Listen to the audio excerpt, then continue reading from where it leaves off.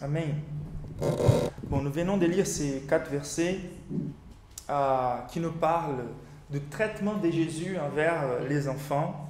À nouveau, c'est un traitement que Jésus apporte à contrefaçon de sa culture. Donc, on vient de finir une série incroyable sur les mariages, la sexualité. Et on a vu vraiment comment la vision de Jésus par rapport à la famille, la sexualité, les mariages est beaucoup plus élevée et même beaucoup plus optimiste que la vision de sa culture à l'époque et de notre culture, même aujourd'hui. Et c'est la même chose par rapport au traitement des enfants, et surtout des petits enfants. Et donc c'est très intéressant de voir à nouveau comment ça va venir contre la culture. Mais c'est aussi une introduction à une nouvelle série. Donc là, on a cette image-là qui essaie d'illustrer la thématique de cette nouvelle série. Faux Dieu. Donc c'est assez intéressant la manière de Jésus de vouloir communiquer la vérité de l'évangile. Et comment l'évangile, il est tout inclusif. Ça veut dire, l'évangile, il faut qu'il touche toutes les sphères de nos vies. Mais il ne peut que toucher toutes les sphères de nos vies, car un jour, il va toucher la racine de notre être. Ça veut dire qu'il faut que l'évangile touche notre cœur pour qu'on puisse laisser l'évangile transformer, réformer, reconstruire notre compréhension de toutes les sphères de nos vies. Et c'est ça en fait, Jésus il est en train de prêcher l'évangile de façon positive jusqu'à là. Et il faut qu'on soit vraiment ensemble dans cette considération, car dans ces chapitres 10, ce que Jésus est en train de faire, il va s'arrêter quelque part juste de présenter les enseignements positifs par rapport à l'évangile, mais il va commencer à montrer ce que l'évangile doit déclencher dans la vie des personnes. Et on va commencer à voir que les croyants, c'est quelqu'un qui va se porter dans la société d'une façon contraire à la façon des non-croyants, ça veut dire ceux qui n'ont pas encore été touchés par l'évangile, car nous sommes durs de cœur et nous commençons à traiter les choses pas selon la perspective originelle de Dieu, mais on regarde les choses déjà à partir du moment où elles sont déformées et on pense que les choses sont aujourd'hui comme elles ont été conçues pour être.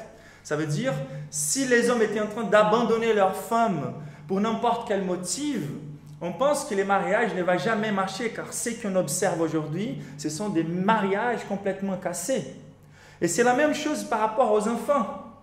On ne veut plus en fait interférer dans la création des enfants. On est très naïf quelque part, mais on voit quelque part que nous n'avons pas fait un bon travail en essayant d'élever les enfants par nos stratégies. Et donc, à nouveau, on va voir que les croyants vont avoir des paramètres très élevés pour traiter les enfants, comme les croyants ont reçu des paramètres très élevés pour traiter leur mariage, ou leur famille, ou leur sexualité. Donc, Jésus, il était jusqu'à là en train d'enseigner positivement l'évangile. Mais un enseignement positif de l'évangile, des fois, n'est pas suffisant. Car les faux dieux et la façon dont la culture elle est corrompue, les niveaux de corruption de la culture dans toutes ces sphères-là, la famille, la sexualité, la façon dont on traite l'argent, comme on va voir, en fait, c'est tellement subtil la manière de la culture de se structurer contre les choses naturelles telles que conçues par Dieu, que Jésus va commencer à montrer qui, au-delà d'une compréhension positive de l'évangile, quand je dis positive, c'est Jésus qui explique l'évangile tel qu'il est. Et maintenant, il commence à faire un contraste entre comment l'évangile doit impacter nos vies, comment il doit changer toute notre manière de vivre, un contraste entre ça et la façon du monde d'agir. Et ce qui va nous étonner, ce sont les réponses des disciples, les réactions. Donc, les chapitres 10 de Marc, Jésus va présenter certaines situations. Déjà, il parle contre les divorces devant les pharisiens, les leaders religieux, et la culture représentée là-bas. Et la réaction même de ses disciples était de dire, si telle est la condition de l'homme à l'égard de sa femme, si ce sont ces attentes-là que Dieu a pour un homme envers sa femme, il n'est pas avantageux de se marier. Et ça va être beaucoup plus facile pour les disciples de se dire « je ne viens plus à l'église ». C'est très très difficile de mener ce type de relations. Mais comme on a lu, ce sont ceux qui ont persévéré qui vont voir les fruits. Et là, donc ça c'était la réaction par rapport à la sexualité. Donc un des dieux de notre société, comme a été toujours, c'est cette envie en fait d'avoir du plaisir dans des relations, mais pas des responsabilités. Et en fait, aujourd'hui, le sexe, comme toujours, en fait, on se rappelle très bien comment il a été exécuté Jean-Baptiste. C'était car il était contre avec l'adultère de l'empereur envers sa femme. Et donc, on voit bien, en fait, comment l'attachement des hommes à la sexualité, par exemple, peut empêcher les personnes de se rencontrer avec Dieu. Ensuite, il y a cet épisode-là entre les disciples et Jésus. La façon des disciples de traiter les enfants, ça veut dire de mépriser les petits-enfants car ils n'ont pas de statut dans la société. Et la façon de Jésus traiter, jusqu'au point où Jésus va dire « Je vous en dis en vérité, celui qui n'accueille pas le royaume de Dieu comme un petit enfant, n'y entrera point. » Donc vous êtes avec moi, les réactions des disciples par rapport aux paramètres de Dieu, soit envers les mariages ou les relations, soit envers les enfants. Ensuite, le chapitre 10, il va traiter aussi un cas très intéressant avec un jeune riche qui était très très religieux, mais qui n'était pas capable de se détacher de ces dieux qui a l'argent. Et la réaction même des disciples a été quoi? Donc ils ont dit, là, verset 41, oh, pardon,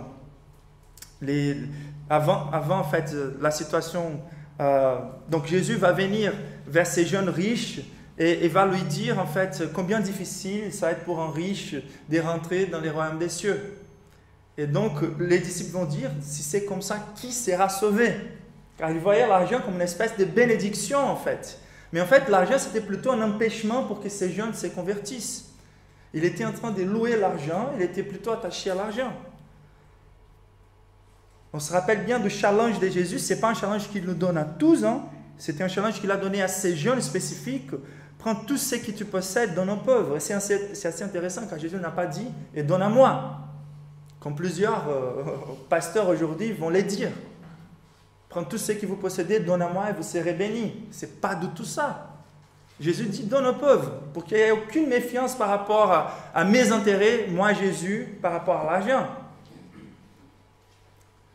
Et ensuite, les disciples même vont venir vers Jésus, au chapitre 10, verset 41, et ils vont les dire, Jacques et Jean vont demander à Jésus d'être les plus grands ou les plus importants au royaume des cieux, ça veut dire influence, pouvoir, célébrité. Et donc les dieux, en fait, les principaux dieux qu'on regarde dans l'histoire de l'humanité, qui prennent la place des dieux dans nos cœurs, sont... Comme j'ai essayé de symboliser là, l'étoile, la gloire, la célébrité, l'influence, l'argent ou la puissance. Et des fois, la puissance, elle est conquise par la violence. Donc, c'est comme ça qu'on voit dans l'histoire de l'humanité nos sociétés structurées au travers ou envers ces dieux, ces faux dieux. Et Jésus, en fait, il va commencer avec quelque chose... qui va nous lancer dans cette compréhension. La première chose qu'il va vouloir enseigner à ses disciples, c'est qu'il doit se voir devant Dieu tel que des petits enfants. Donc ça, c'est le premier enseignement. Pourquoi? Car à partir du moment où nous considérons un petit enfant qui peut être sur les bras, ce sont des bébés même en fait, on voit qu'ils ne sont pas attirés par ces choses encore. Ils ne sont pas encore dans une espèce de rébellion consciente. Ils ne sont pas encore dans l'autonomie, ça veut dire la capacité de créer ses propres lois, d'essayer d'avoir une stratégie plus intéressante que celle des dieux, de défier Dieu par rapport à ses paramètres, de mener leur vie. Ils font confiance à ce que leurs parents les disent en fait, et les soignent en fait. Et quand on voit aujourd'hui, même l'Église, elle n'est plus du tout en train de faire confiance aux manières de Dieu lui-même de bâtir son Église. Il y a des stratégies qui sont des stratégies humaines. Mais le plus intéressant, c'est que Jésus va commencer avec cet enseignement. C'est un enseignement par contraste. Si nous sommes tels que des petits enfants, nous allons faire confiance à ce que Dieu nous enseigne par rapport à notre salut. Et c'est clair que c'est contrairement. Donc il utilise ces enseignements par contraste contre l'argent, contre la volonté d'être puissant et célèbre sur terre. Donc les critères de Jésus vont être si quelqu'un veut être grand parmi vous, qu'il soit les serviteurs, quelqu'un qui veut être premier, qu'il soit l'esclave de tous. Donc c'est complètement à l'envers de la mentalité, de la culture. Donc par contraste, des fois on apprend beaucoup plus et beaucoup mieux en fait que juste un enseignement positif. C'est pour ça que l'Église doit vraiment corriger des fausses manières de mener la vie supposément chrétienne. C'est nécessaire. Jésus est en train de les faire. Il est en train de faire les contrastes envers la vie des pharisiens, envers la vie de ses disciples même. Et donc, on verra ces contrastes avec plus de clarté dans les prochains épisodes. On a déjà vu par rapport à la sexualité, mais aujourd'hui, on va être centré sur ce que Dieu enseigne encore d'une façon positive. Il faut qu'on soit tel que les enfants, ok? Ceux qui n'ont pas de prestige. Donc la vérité centrale pour aujourd'hui, c'est que Dieu aime les petits enfants avec un amour gracieux et avec un amour sauveur. Okay? Dieu aime les petits enfants. Okay? C'est assez simple, c'est comme ça qu'on va dans la Bible. Il y a les parents ou les familiers qui veulent apporter des petits enfants vers Jésus, et il y a les disciples de Jésus qui vont vouloir les empêcher. Okay? Les 12 qui sont là avec Jésus, c'est tellement subtil. Ces faux dieux, ils sont tellement subtils dans nos vies. Et donc, Dieu, il aime les petits enfants avec un amour gracieux et sauveur. Ça veut dire que Dieu, il a conçu les petits enfants pour être l'objet d'un amour évangélique. Vous êtes avec moi?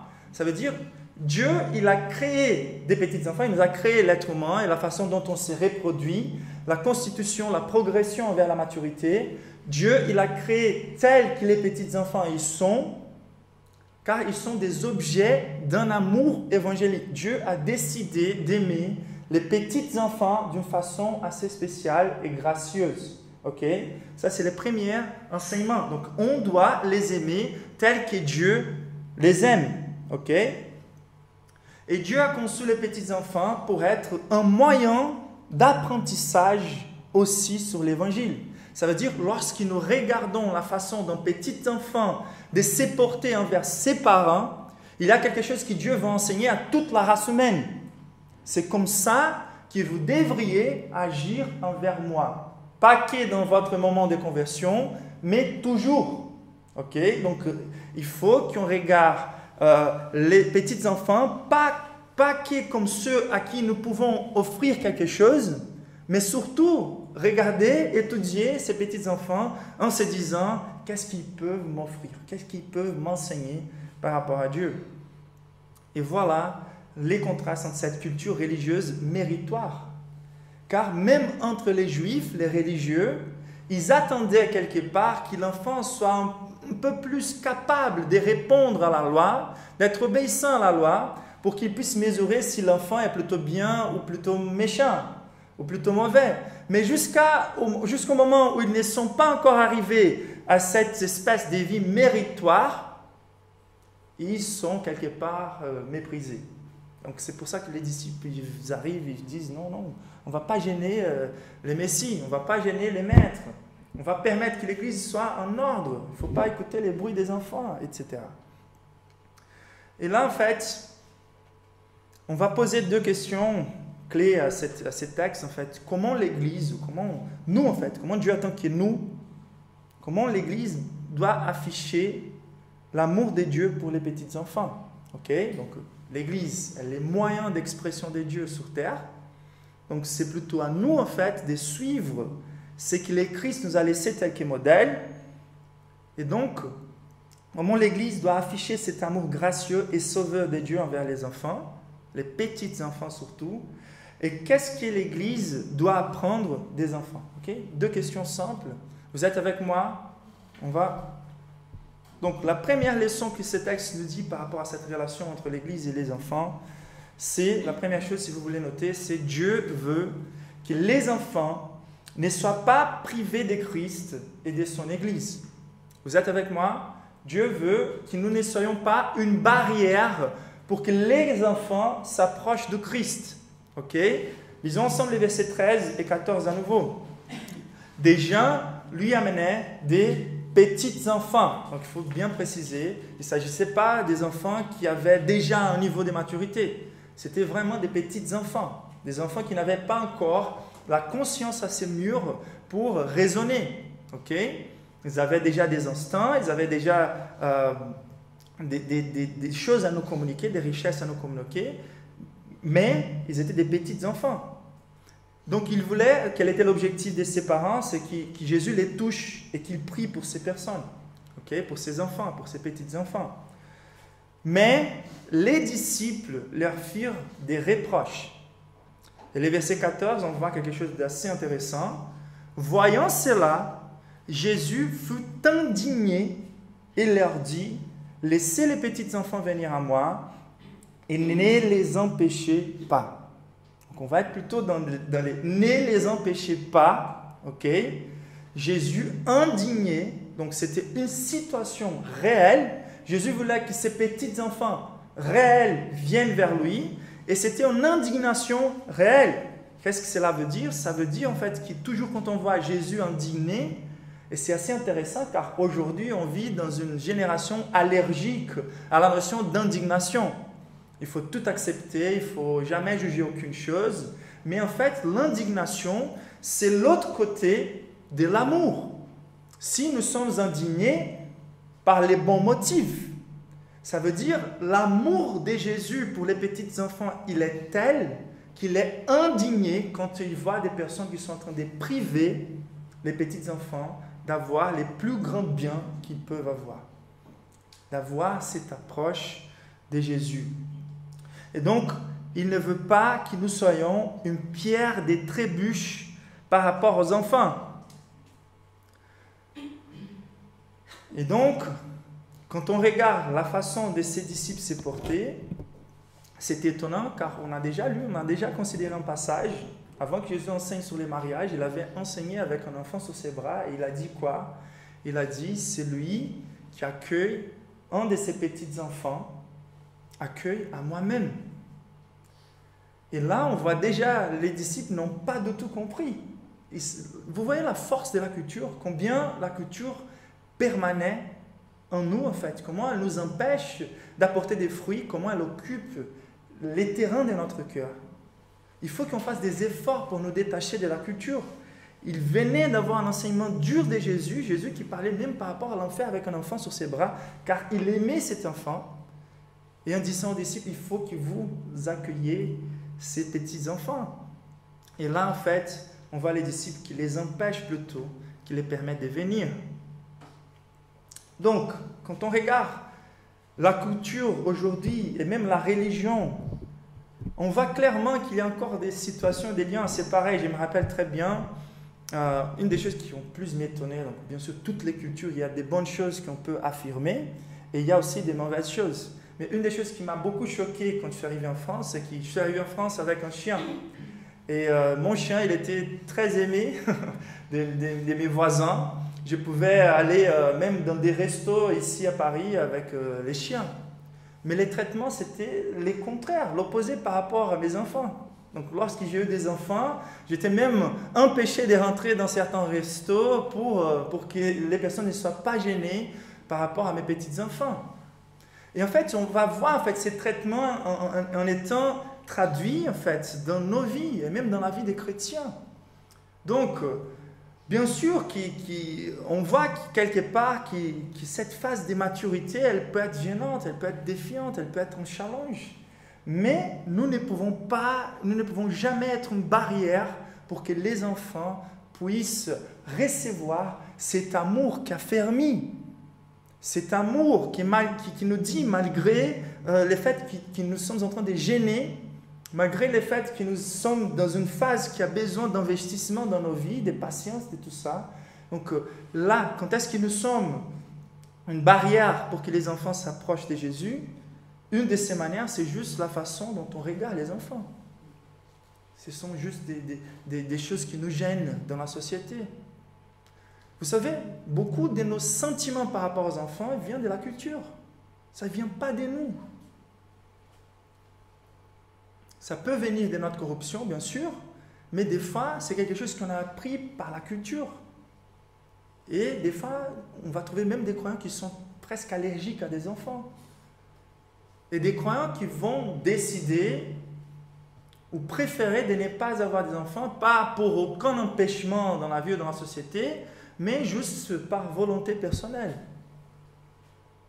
Mais tous les croyants ont de la responsabilité. Jésus est en train de parler à ses disciples pour ne pas être une barrière. Peu importe s'ils ont des enfants ou pas. Plusieurs n'avaient pas des enfants. Mais leur responsabilité, c'était de ne pas empêcher que les enfants aient l'accès à un environnement qui puisse représenter la présence de Christ, qui puisse être la présence de Christ. Donc la première chose, c'est de ne pas être une barrière. Donc est-ce que vous êtes une barrière pour que les enfants s'approchent de Christ? Une église peut être une barrière aussi pour que les enfants s'approchent de Christ quand elle ne traite pas les enfants selon leur âge. Là, il faut trouver un équilibre. Donc des fois, l'expérience elle est tellement mauvaise pour les enfants, tellement au-delà de leur capacité, de leur maturité pour comprendre, que ça devient vraiment une expérience méchante. Mais des fois, il y a une persistance, et ça c'est aussi d'empêcher les enfants à venir au Christ, à les traiter comme s'ils étaient toujours très infantiles, et de ne pas apporter la maturité due à les enfants. C'est pour ça qu'on essaye d'apporter cet équilibre. Dans cette église, il y a cette responsabilité des parents, en fait, d'apporter les enfants. Et à partir, je dirais, 4 ans, 5 ans, 6 ans, on dirait 7 ans, je dirais, c'est l'idéal pour que les enfants commencent à assister à un culte. Et avant ça, on essaye de toucher à leur vie selon leur âge. C'est étonnant que Jésus parle de l'enfer avec un enfant sur ses bras. Il ne faut pas mépriser la capacité des enfants. Est-ce que Dieu est indigné avec nous à cause de la manière dont on regarde et dont on empêche les enfants de s'approcher de Christ? Il faut qu'on représente le Christ, il faut qu'on pousse les enfants vers le Christ. Ça, c'est la responsabilité de la communauté, envers les enfants de la communauté. Donc ça, c'est la première leçon, n'est pas empêcher les enfants de venir vers le Christ par la façon dont on exprime notre foi et par la façon dont on enseigne les enfants, nos stratégies pour les apporter vers Jésus. Donc si d'un côté, on ne doit pas être une barrière, la deuxième vérité, c'est que Dieu veut que les adultes amènent les petits-enfants vers lui. Donc c'est une chose de ne pas être une barrière, mais c'est une autre chose de ne pas... Donc il ne faut pas pécher par commission, ça veut dire j'ai commis les péchés, d'empêcher certains enfants de venir vers le Christ, mais ce n'est pas suffisant juste de ne pas empêcher les enfants de venir vers le Christ. Jésus attend de tous ses disciples qu'ils puissent faciliter les chemins entre les petits enfants et Jésus lui-même. Et on sait très bien, Jésus est en train de parler des petits enfants réels, mais il est en train de parler aussi des petits enfants spirituels. Donc des fois, il nous manque de la sensibilité. On est plus intéressé avec une doctrine parfaite. Il y a des échanges entre les personnes et on apporte des sujets qui vont plutôt servir comme une barrière pour ceux qui s'approchent, qui est vraiment de faciliter leur approche de Christ. La façon dont on va choisir, par exemple, les publics cibles qu'on veut bien pour notre Église, ce n'est pas du tout chrétienne. Il n'y a pas de public cible, en fait. Quand on fait ces choses-là, on est en train de faire une différenciation entre les petits-enfants et d'autres petits-enfants. On va considérer que quelques-uns sont plus importants que d'autres. Nous sommes déjà en train de mépriser certains pour favoriser à d'autres. Donc il faut qu'on ait toute cette sensibilité de ne pas servir des barrières, la façon dont on vit, la façon dont on modèle notre foi, la façon dont on affiche combien est important pour nous d'être auprès du Seigneur. Ne pas rater les rassemblements réguliers, être là les dimanches ensemble. Comment on peut afficher davantage entre les petits enfants qui sont autour de nous? Comment on peut faciliter? Quelle stratégie on peut utiliser pour les apporter vers le Christ? Il ne faut jamais traiter personne avec de la différenciation, car tous sont des petits enfants. Et surtout, il ne faut pas oublier qu'il s'agit des enfants réels qui sont devant le Christ. Et donc, Jésus veut vraiment que nous ayons tous cette responsabilité de profiter de cette phase, qui c'est la phase la plus importante de la formation du caractère. Si d'un côté, les petits enfants, ils sont comme des éponges dans cette phase-là, il faut qu'on profite de cette phase-là. Il ne faut pas penser à cette mentalité d'aujourd'hui qui disent non, ils sont plutôt en train de faire du prosélytisme. Vous avez de la foi aujourd'hui jusqu'à un jour vos enfants, vos parents vous avez enseigné comme ça. Ce n'est pas du tout comme ça. On voit plein d'expériences dans la Bible où les personnes étaient même en train de persécuter les Christ et le Christ est venu vers ces personnes pour les convertir.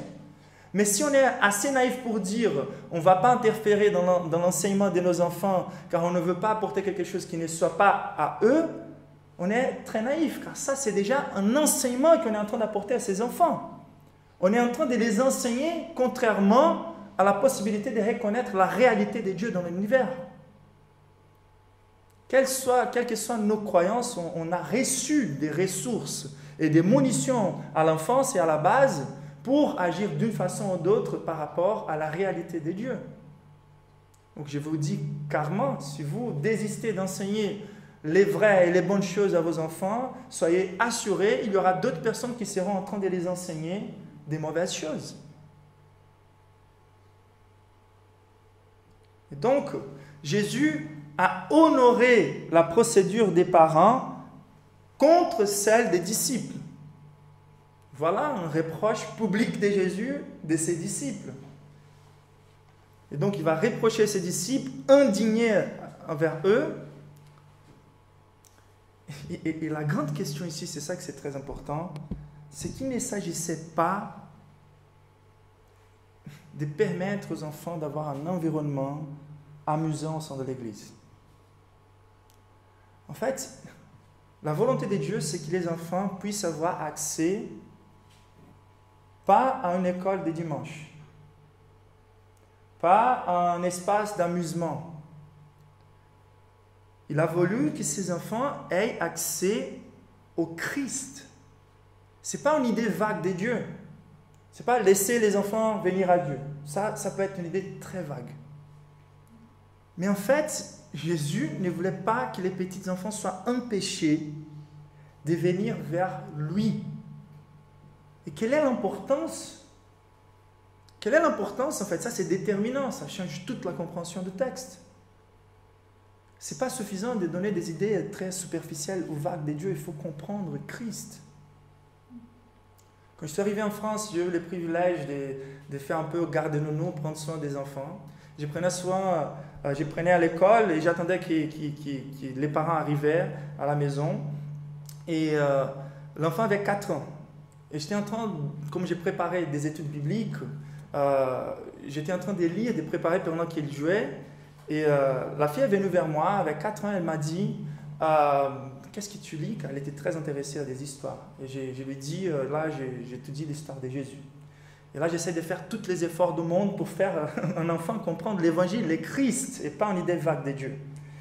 Et elle me demande quelle était l'histoire de Christ, j'essaie de résumer, et je lui dis « Qu'est-ce qui se passe avec toi si tu es à l'école et tu fais des bêtises ?»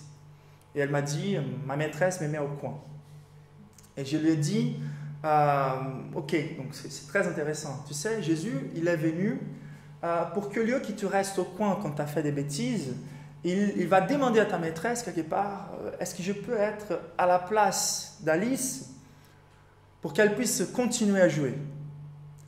Et là, en fait, ça a vraiment éclaté. Comment elle pourrait imaginer un autre enfant qui va prendre sa place et se mettre là assis pour qu'elle puisse continuer à jouer? Ce n'est pas méritoire du tout.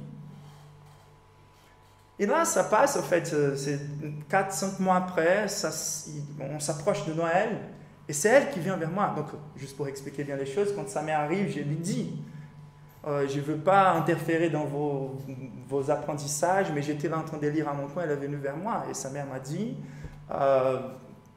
je vais vous dire, moi et mon mari, on n'a pas beaucoup de connaissances par rapport à la Bible, on n'a presque aucune connaissance par rapport à la Bible, mais si c'est sa volonté, si c'est parti d'elle, tu peux lui dire. Donc, on voit beaucoup la volonté de ne pas interférer dans la formation des enfants. Donc, ça passe quelques mois, elle vient vers moi et elle me dit, David, tu sais, le Noël s'approche, et donc elle m'a dit, je crois que Jésus, il est beaucoup mieux que le Père Noël. Et je me suis dit, oui, tu es correct, mais pourquoi tu es arrivé à cette conclusion? Elle dit, le Père Noël, il bénit juste, il fait de bien juste à ceux qui méritent. Mais Jésus, il a béni même ceux qui ne méritent pas. Et je me suis dit, waouh, je dois faire des efforts pour que les adultes comprennent les concepts de la justification par la grâce au travers de la foi. Et on insiste à avoir une relation méritoire avec Dieu, les adultes. Mais l'enfant, il a pu comprendre la grâce de Dieu. On ne peut jamais mépriser cette capacité des enfants de comprendre la grâce de Dieu manifestée dans l'Évangile. Il faut qu'on fasse des efforts. Il n'y a aucune autre chose plus importante qu'on puisse se battre dans la vie par rapport à nos enfants. Mais pourquoi c'est très important que les enfants connaissent le Christ et pas juste une idée vague de Dieu?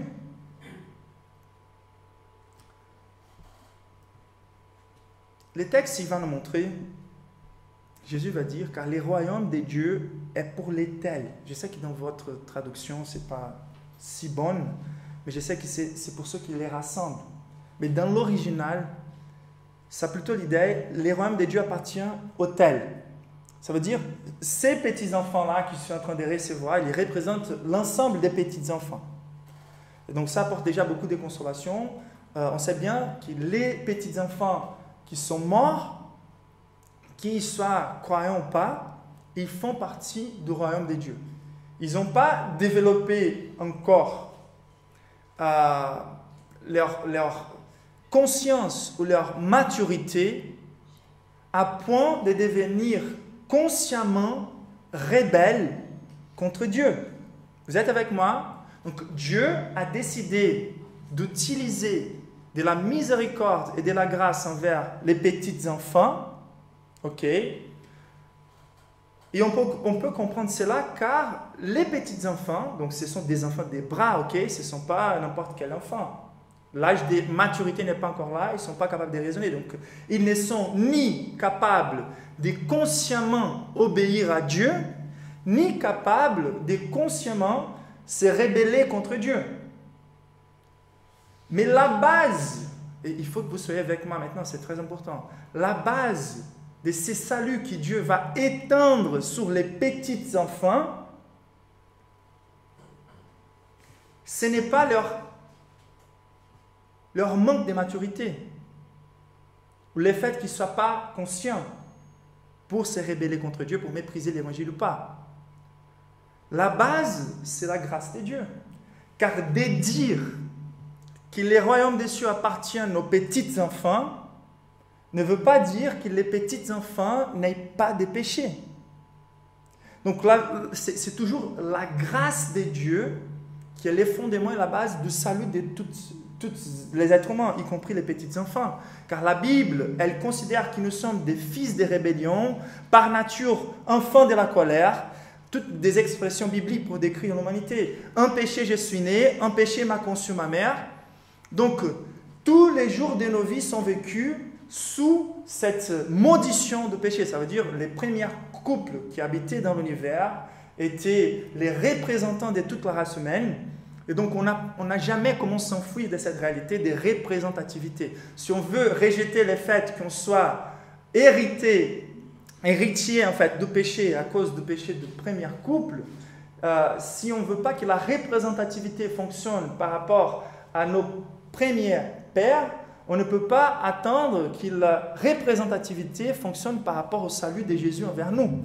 Car par les péchés d'un, la mort est rentrée dans toute l'humanité et par l'obéissance d'un autre, Jésus, les saluts est arrivé pour ceux qui croient en lui. Donc vous êtes avec moi. Donc la base du salut des petits enfants n'est pas leur mérite, n'est pas leur incapacité de rejeter ou d'obéir raisonnablement. La base, c'est la grâce de Dieu. Et je voulais juste exploiter avec vous, ou plutôt nous approfondir. C'est juste étonnant de voir comment Jésus a pu justifier les petits enfants.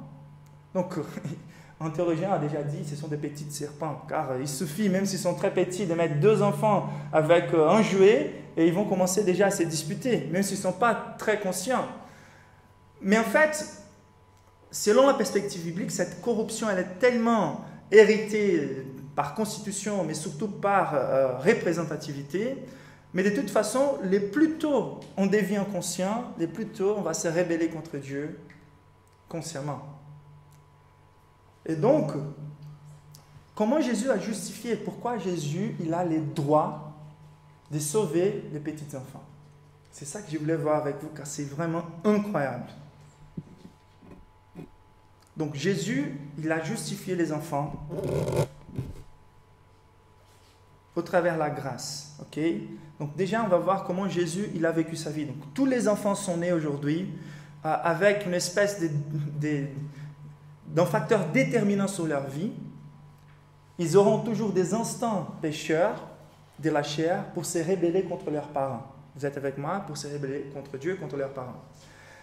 Jésus, avec moins de 3 mois, ok, donc petit enfant à l'extrême, dans les ventres, 3 mois de grossesse, dans les ventres de sa mère, il a déjà béni son cousin. Ok, quand Marie s'est rencontrée avec Isabelle, les 2 enceintes, on trouve la régénération de Jean-Baptiste dès les ventres de sa mère, car Jésus lui a béni au travers de cette rencontre.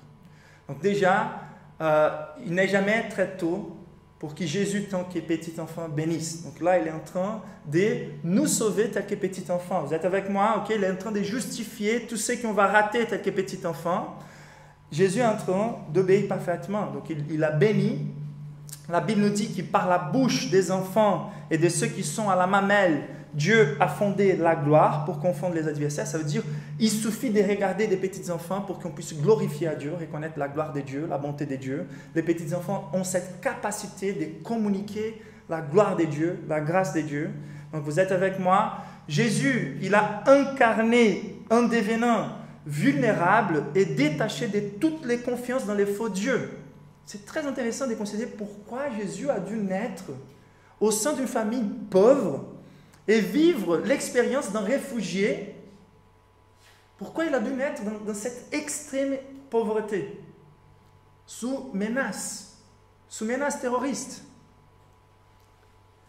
Donc, là, Dieu il était en train de montrer en fait que nous ne devons jamais faire plus de confiance dans nos mérites ou dans les faux dieux de cette génération, qui est dans la façon de Dieu démontrer ce qui a de la valeur. Dieu lui-même s'est humilié et donc il est devenu chair en se faisant vulnérable.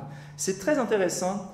Donc quand on pense aux enfants qui sont morts dans des situations extrêmes, comme même dans les cas de Moïse, on se rappelle bien les plaies de l'Égypte qui sont venues, et les fils des dieux, les enfants des dieux ou du peuple d'Israël ont été épargnés. Et pourquoi ils ont été épargnés? À cause d'un agneau qui a été immolé, qui a perdu son sang, qui représentait qui? Les fils des dieux lui-même. Et c'est pour ça que quand Jésus vient, l'histoire de Moïse et Jésus sont pareilles. Donc l'empereur qui essaye de tuer Moïse, l'empereur qui essaye de tuer Jésus, Jésus qui s'enfuit à l'Égypte, Moïse qui est là à l'Égypte. Donc Moïse qui est vulnérable dans la rivière de l'eau là, qui représentait quelque part les baptêmes que Jésus allait souffrir et subir quand il se baptise. Donc on voit Jésus, tant qu'un enfant réfugié et vulnérable, est déjà fruit de l'amour protecteur de Dieu par rapport aux enfants. Si vous vous rappelez bien l'histoire d'Abraham, il a eu un fils de la promesse et il a eu un fils avec une esclave. C'était les fils d'Agar. Et même quand Agar a rejeté cet enfant, a abandonné cet enfant, Dieu lui-même est venu au secours de cet enfant, de ces petits enfants. Même en sachant que Ismaël serait les premiers d'un peuple énorme qui allait être les plus grands ennemis d'Israël. C'est-à-dire, l'amour de Dieu pour les petits enfants est un amour gracieux et sauveur. Donc vous êtes avec moi, Jésus est en train de vivre toutes ces expériences. Il n'y a rien de plus abominable que la réjection d'un enfant. Et aujourd'hui, il faut qu'on écoute notre culture dire à 23 mois, il n'y a pas encore de vie. Et Jésus, avec moins de 3 mois, qui régénère déjà Jean-Baptiste. Et réjection de l'enfant comme c'était les droits des femmes par rapport à son corps. Mais il y a une autre vie qui est là. Et c'est juste énorme, le contraste entre la culture que nous vivons aujourd'hui et cette détermination de Dieu pour sauver, justifier les enfants. Ensuite, on voit les cadres en fait, de la sévérité de Dieu envers les enfants d'Israël pour montrer l'importance et les avantages d'obéir les parents. La promesse d'obéir et d'honorer les parents, c'est quoi? Avoir une vie plus longue, avoir une vie plus sûre, plus bénie. Mais le contraire, c'est que quand un enfant est en train de mépriser l'éducation de leurs parents et qui est en train d'être rebelle constamment, après avoir reçu beaucoup de corrections, il va rejeter. Deutéronome 21, 18 à 21 nous montre qu'il devrait être lapidé. Donc ce n'est pas un petit enfant, c'est un enfant rebelle déjà, assez rebelle, continuellement dans la rébellion. Mais de la même manière que Jésus a pu épargner l'adultère, vous vous rappelez bien, pourquoi Jésus a pu lapider l'adultère? Car lui-même allait souffrir sa condamnation. Il a été lapidé à la place des femmes adultères. Maintenant, c'est lui qui va être lapidé à la place des enfants rebelles. C'est pour ça que Jésus il est capable de justifier toutes les sortes de péchés qu'on puisse avoir dans nos vies. Donc, il a été lapidé à la place des enfants. Cette semaine, Katharina, dans cette semaine, elle était très, très rebelle. Et c'était vraiment dur pour moi, car je voulais vraiment communiquer la grâce de Dieu, mais pour comprendre la grâce, il faut qu'on comprenne aussi la discipline. Qu'est-ce que la grâce est là pour faire? Elle est là pour m'épargner d'une punition réelle. Et donc, il faut qu'on pratique de la discipline. La Bible nous enseigne là partout, en fait. Mais c'est très difficile aux parents d'équilibrer les choses. Et c'était très difficile pour moi. Et là, en fait, en considérant ce que Jésus enseigne par rapport à toutes ces choses, j'ai dit à Katharina, il faut des fois que je te fasse des fessiers pour que tu puisses comprendre. Je ne vais jamais le faire avec la même force que Jésus a dû souffrir pour toi, mais au moins par cette expérience, tu vas avoir une idée de ce que Jésus a souffert. Et là, j'ai montré une partie même du film de Mel Gibson, de Jésus, la Passion de Christ.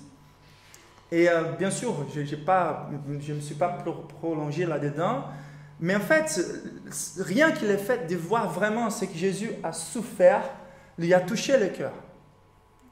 Et les jours suivants, elle est venue vers moi, voir comme je suis obéissant. Jésus ne devra pas recevoir encore comment vous dites, des coups de fouet. Mais c'est par là qu'il faut qu'on enseigne, il faut montrer les vrais Christ, ce n'est pas une idée vague des dieux.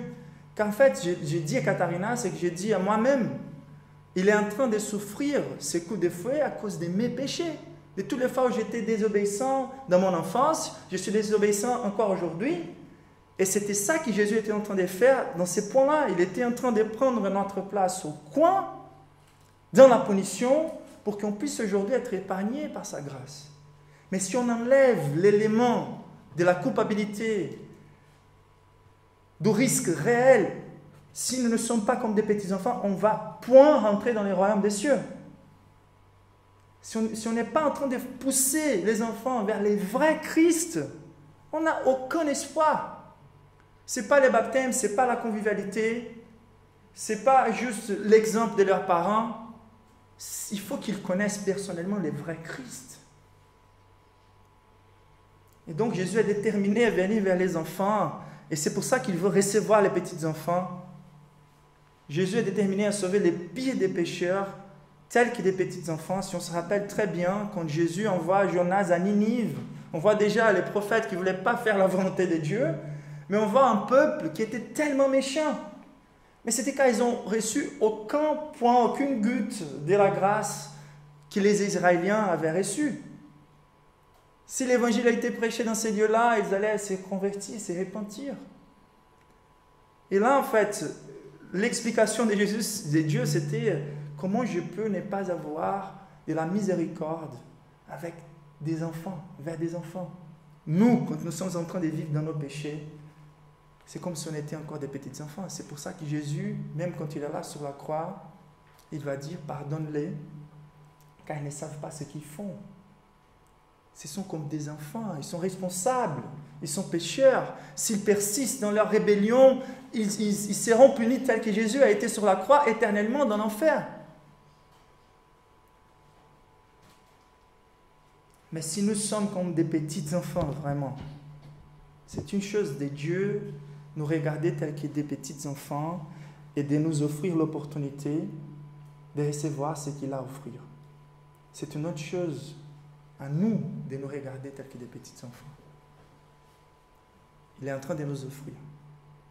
Là, c'est à nous de nous porter comme des petits enfants, de venir vers lui et de recevoir ce qu'il a à nous offrir. Dieu veut que les adultes amènent les petits enfants vers lui. Il faut qu'on fasse des efforts, qu'on utilise de la créativité, il faut avoir de la fréquence, de la persévérance, il faut montrer combien cher c'est l'environnement chrétien. Il faut compter avec l'espoir. Dieu veut bénir nos enfants. La dernière vérité qu'on va considérer aujourd'hui, c'est que Dieu veut que les adultes soient comme les petits enfants. Donc ce n'est pas suffisant juste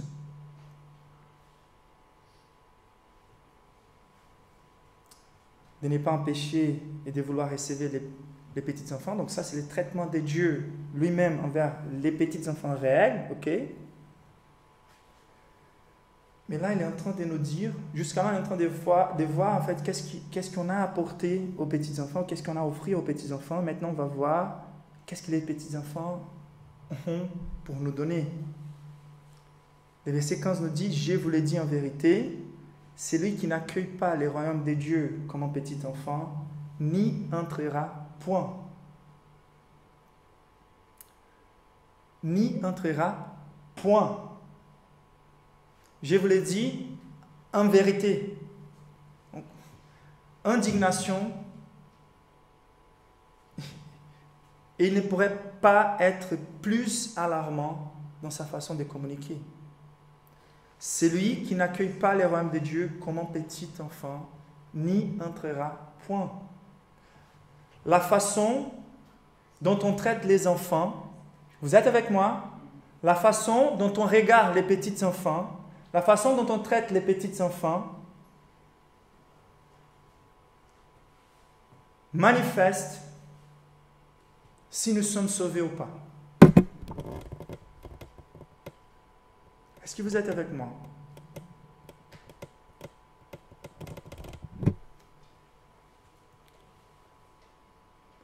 Nous pouvons être sauvés même si on a des choses encore à corriger dans nos vies.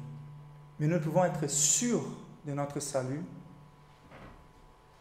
si nous ne sommes pas adaptés à la manière chrétienne de vivre. Celui qui n'accueille pas les royaumes de Dieu comme un petit enfant n'y entrera point. Les enfants ont quelque chose à nous enseigner. Comment les petits enfants peuvent nous aider à recevoir les royaumes de Dieu? Ça veut dire, celui qui n'accueille pas, donc ça veut dire il y a quelque chose qui est en train de nous être offert. C'est les royaumes de Dieu. Vous êtes avec moi? Mais on a plutôt la tendance à comprendre que c'est plutôt à nous d'entrer ou pas. Est-ce que vous êtes avec moi? Vous pensez que c'est à vous de décider si vous allez rentrer dans les royaumes des cieux ou pas? Mais Dieu est en train de dire, vous êtes des petits enfants. Vous n'avez rien à apporter. Vous n'avez aucun mérite. Tout ce que vous avez, ce sont des inclinations pécheresses qu'il est plus tôt, vous deviendrez un peu plus adulte, vous allez vous rebeller contre Dieu. Mais si vous vous portez comme des petits enfants, c'est très intéressant ça aussi. Si on prend un enfant et on lui dit, si tu fais ça, tu n'as plus le droit d'avoir des bonbons. Et là, il va faire. Tu vas les rapporter, il va lui dire, qu'est-ce que tu as fait? J'ai fait des bêtises. Donc, est-ce que tu as le droit d'avoir des bonbons? Il va dire non. Et si tu fais comme ça, tiens les bonbons, est-ce qu'il va prendre ou pas? Il va prendre. Mais l'être humain, il n'est pas comme ça. Les adultes, on ne fait pas confiance à la grâce de Dieu. Et des fois, il faut vraiment agir comme un petit enfant. On n'a aucun mérite. On a tout raté. Mais même si j'ai essayé mon maximum pour être obéissant, j'allais rater quand même. Ça serait la gloire de mes efforts, ça serait la gloire de mon obéissance religieuse. C'est comme les disciples qui pensent que tout va bien avec leur foi, mais sont en train de rejeter les petits enfants. Ils se sentent déjà un peu plus importants car ils sont plus longtemps à l'église. Et donc, c'est incroyable car notre condition, elle est telle que nous sommes non seulement comme des petits enfants devant Dieu, mais nous avons même besoin que des petits enfants réels nous enseignent qui nous sommes. Vous avez la présomption d'avoir des choses à offrir aux petits enfants, sachez qu'ils ont plus de choses à vous offrir. Ce qu'ils nous ont à enseigner, c'est que nous ne sommes rien devant Dieu. Et c'est leur dépendance, c'est leur disposition à croire, c'est leur confiance qu'ils font dans leurs parents. Il a les stratégies beaucoup plus fortes que la mienne, beaucoup meilleures que la mienne. Il sait beaucoup mieux que moi-même ce qui va me bénir. Ils n'ont aucune chose pour mériter la faveur de leurs parents, mais ils savent que même quand ils font des bêtises, leurs parents ne vont pas les rejeter.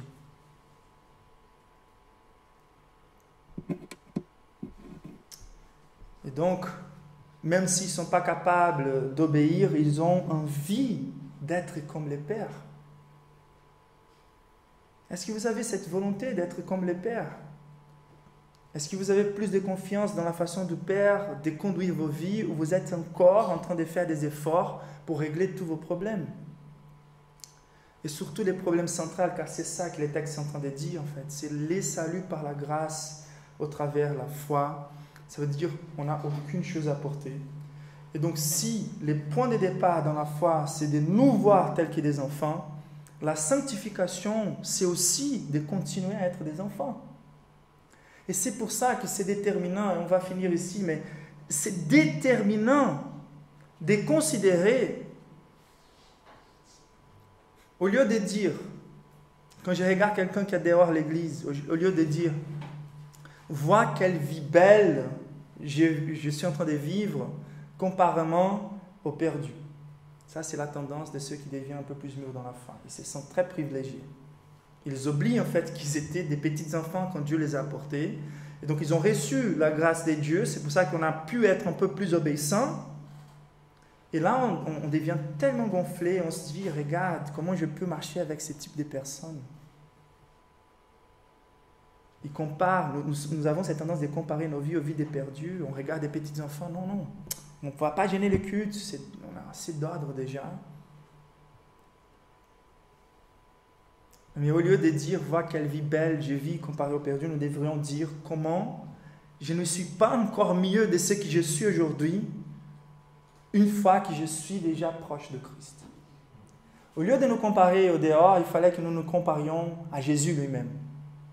Et à partir du moment où on continue à nous comparer avec Jésus continuellement, nous allons conclure combien petits enfants nous sommes et nous serons à toujours. Les débuts de la foi commencent par la grâce. La continuité de la foi, c'est un approfondir dans la grâce de Dieu. Les plus sensibles, les plus matures dans la foi, les plus je vois ma petitesse devant Dieu et que j'ai aucun mérite de mépriser personne. Je ne peux rejeter aucun des petits enfants. Donc, il faut que je sois tel qu'un petit enfant pour être sauvé. Il faut que je reste tel qu'un petit enfant pour être assuré de mon salut. Et il faut que j'accueille les petits enfants réels et spirituels comme un signe d'avoir bien compris l'Évangile. Vous êtes avec moi? Et on va conclure en lisant les versets 16. Puis, Jésus les prit dans ses bras et les bénit en posant sur eux les mains. Ah, c'est incroyable. Donc voici Dieu qui veut afficher son amour pour les petits enfants, qui est en train de nous communiquer, nous sommes tous des petits enfants, et qui veut que son Église soit en train d'afficher son amour à tous les petits enfants. Donc Jésus est en train de reprocher ses disciples pour que ses disciples soient plus capables de communiquer l'Évangile. Vous êtes avec moi? Aux petits enfants et à toutes les personnes telles que des petits enfants. Donc Dieu, il veut toujours travailler au travers l'Église. Mais même quand l'Église rate, Dieu peut travailler malgré l'Église. Vous êtes avec moi? C'est pour ça que même dans des églises tellement désordonnées, on peut voir des petites gouttes de grâce que Dieu est en train de bénir. Ces gouttes de grâce ne sont pas là pour justifier toutes leurs erreurs. Pas du tout. Ces gouttes de grâce sont là car malgré combien tordue est l'Église et imparfaite est l'Église, Jésus est là toujours pour dépasser nos faiblesses. Mais notre désir doit être celui de nous conformer à la manière de Dieu, d'apporter des fruits au sein de la communauté. Et c'est pour ça que c'est à nous d'évaluer maintenant la façon dont on regarde les petits enfants. Levons-nous pour prier, pour lire ces versets 14 à nouveau. Je vous invite à vraiment faire une évaluation de votre foi. Il faut que nous nous présentions à Dieu tel qu'un petit enfant. Il faut qu'on traite les petits enfants avec de la responsabilité, avec de l'amour.